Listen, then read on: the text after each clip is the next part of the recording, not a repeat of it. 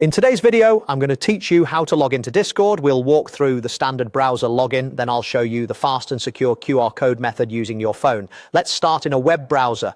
Open your preferred browser and type discord.com into the address bar. Confirm you're on the official site and look for the lock icon in the address bar for a secure connection. In the top right corner of the page, click Log In. On the sign-in screen, enter the email address or phone number linked to your account along with your password.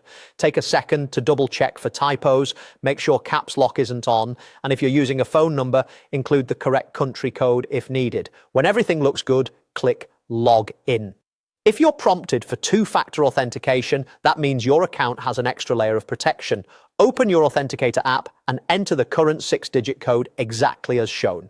These codes refresh every 30 seconds, so if a code doesn't work, wait for the next one. If you use SMS-based verification, follow the prompt you see on screen. Keep in mind you should never share verification codes with anyone. Prefer the desktop app. You can download it directly from Discord's website.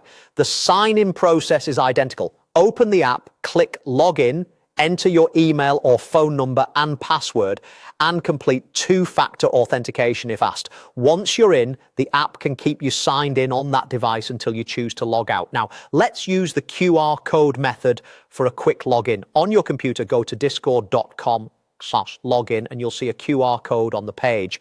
Leave that screen open. On your phone, open the Discord mobile app and tap your profile icon to open user settings. Look for the scan QR code option. When you tap it, your camera will open. Point your phone at the QR code on your computer and hold it steady. As soon as it scans, confirm the login on your phone and your computer session will sign in instantly. This is especially handy when you don't want to type a password.